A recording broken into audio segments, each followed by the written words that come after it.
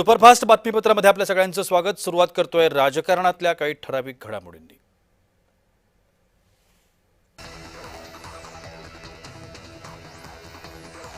नागपूर विधान परिषद निवडणुकीतील उमेदवार अतुल लोंढे यांची काँग्रेस नगरसेवकांसोबत आतापर्यंत एकही बैठक झाली नाहीये।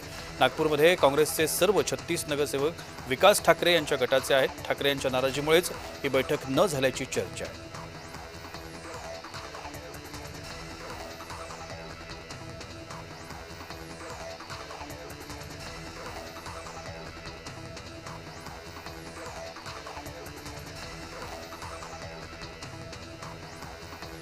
सिंधी विस्थापितांच्या निवासी आणि व्यावसायिक मालमत्ता फ्री होल्ड करण्याकरता अभय योजनेला 1 वर्षांची मुदतवाढ देण्यात आली आहे। सिंधी विस्थापितांच्या जमिनींचे पट्टे वाटपाची कार्यवाही तातडीने पूर्ण करा असे निर्देश महसूल मंत्री चंद्रशेखर बावनकुळे यांनी दिले।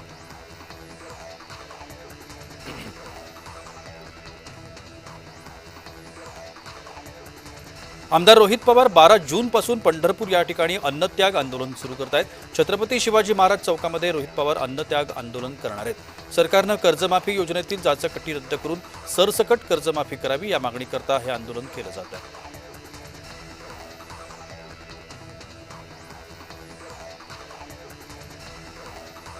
उलटा चोर कोतवाल को डाटे असं म्हणत यशोमती ठाकूर यांनी उमेदवार हर्षजित देशमुख यांना प्रत्युत्तर दिलंय।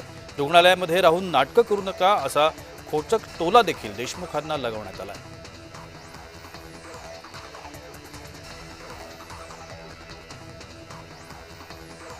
आम्ही कोणतेही ऑपरेशन टायगर करत नाही असं वक्तव्य मंत्री संजय सिरसाट यांनी केलंय। जेव्हा ऑपरेशन टायगर करायचं होतं तेव्हा एकनाथ शिंदे ठरवतील असं देखील त्यांनी म्हटलंय।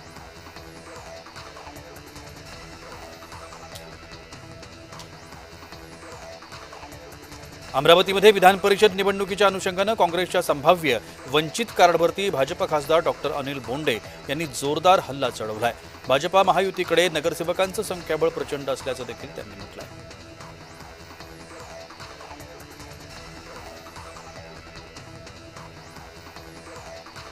विधान परिषद निवडणुकीकरता सोलापूर पालिकेतील भाजपा नगरसेवकांसोबत पालकमंत्री जयकुमार गोरे यांची बैठक झाली।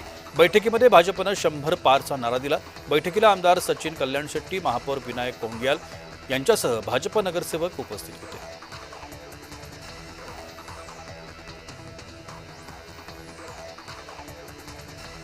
14 जूनला मनसे अध्यक्ष राज ठाकरेंचा वाढदिवस आहे। याच राज ठाकरे वाढदिवशी मुंबईत नसल्यानं कार्यकर्त्यांना त्यांनी आवाहन केलंय।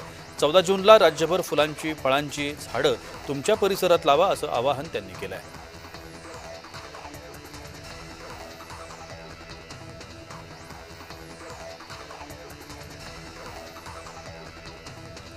चाळीसगाव तालुक्यातील सोलर प्रकल्पामुळे शेतकरी बाधित झालेत। या प्रकरणी जिल्हाधिकाऱ्यांनी सोलर प्रकल्पाची सखोल चौकशी करावी असे निर्देश मंत्री चंद्रशेखर बावनकुळे यांनी दिले।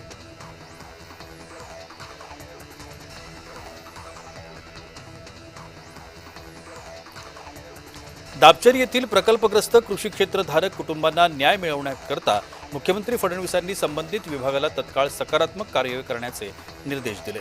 आमदार चित्रा वाघ यांच्या पाठपुराव्याला यश आलंय।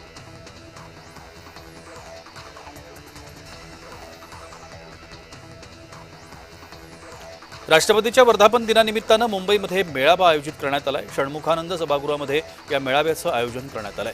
पक्षाचे अध्यक्षपद स्वीकारल्यानंतर सुनेत्रा पवार या दिवशी पहिल्यांदाच भाषण करणार आहेत।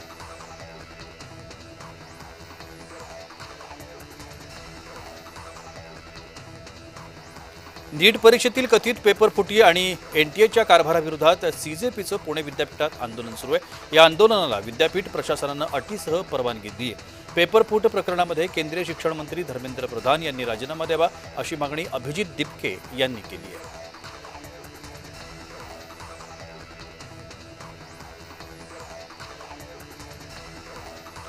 अहिल्यानगर शहरातल्या डीपी रस्त्यांच्या काँक्रिटीकरणाकरता महापालिकेनं सर्जेपुरा रस्त्यावरची अतिक्रमण हटाव मोहीम हाती घेतली आहे।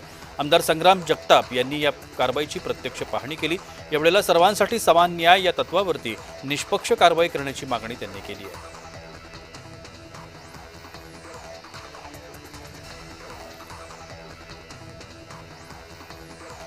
मुंबईतल्या शिवसेना भवनासमोर मोदींचं अभिनंदन करणारे मिश्किल बॅनर्स मनसेनं झळकावले.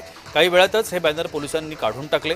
एकही पत्रकार परिषद न घेण्याचा विक्रम मोदींनी केल्याचा बॅनरवरती उल्लेख करण्यात आला होता.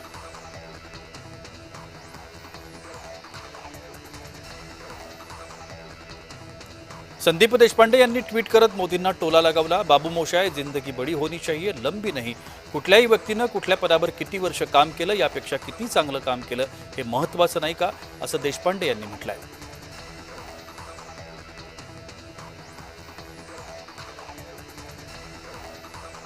लाडक्या बहिणींकरता पुन्हा एकदा सामाजिक न्याय विभागानं 344 कोटी वळवले जाणार आहेत. लाभार्थी महिलांना मे महिन्याचा हप्ता देण्याकरता ही रक्कम महिला आणि बाल कल्याण विभागाच्या खात्यात वळती करण्यात आली आहे.